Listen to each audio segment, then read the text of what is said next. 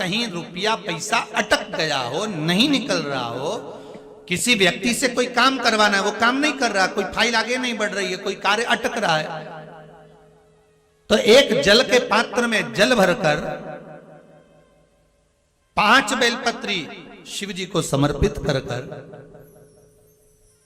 कुंदकेश्वर महादेव का नाम लेकर एक सफेद पुष्प बेलपत्री के ऊपर जो शिव जी को चढ़ाई है उस पर समर्पित कर जल जो लेकर गए हो, अपनी उस कामना को कर कि मेरा ये कार्य अटक रहा है, ये कार्य नहीं हो रहा, कुंदकेश्वर महादेव का नाम लेकर धीरे धीरे जल की धार चढ़ाइए। और एक बात हमेशा याद रखना, फिर निवेदन कर रहे हैं, अच्छे से समझ लेना, शंकर जी पर जब जल चढ़ता है, शिव जी का जब अभिषेक होता है, शंकर जी पर जब जल चढ़ाया जाता है, दूध चढ़ाओ, जल चढ़ाओ, कुछ भी चढ़ाओ, पर एक बात का स्मरण अपने जीवन में होना कि इतने ऊपर से मत चढ़ाना कि जल चढ़े और छींटे आपके ऊपर।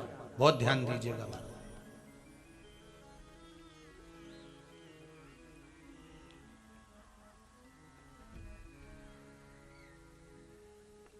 यहां तक वर्णन करा गया है कि शंकर जी का जल चढ़ा हुआ जहां से बहकर जाता है ना, उसको लांगा तक नहीं जाता।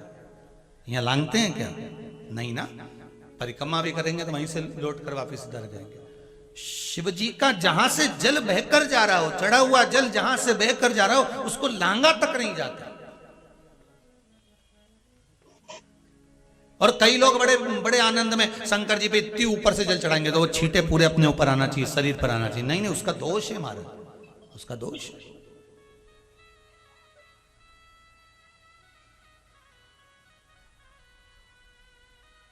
शिव जी को अगर आप जल चढ़ा रहे हो, जैसे आप भगवान को अगर जल चढ़ाओ, दूध चढ़ाओ, तो मान लो अगर जैसे एक सरल भाषा में समझ लो और अच्छे से, कि जैसे ये शिवलिंग है शंकर जी का, ये शिवलिंग है, और आप जल चढ़ा रहे हो, तो इतनी ऊपर से छोड़ोगे तो पानी का छींटा तो अपने ऊपर आएगा, पर वही जल, वही दूध, वही सामग्री आप शिवलिंग से थोड़ी सी दूरी बनाकर अगर आप समर्पित करेंगे तो बाबा उसको स्वीकार भी करता है और आनंद की अनुभूति भी होती है, कार्य में सिद्धता भी आती है,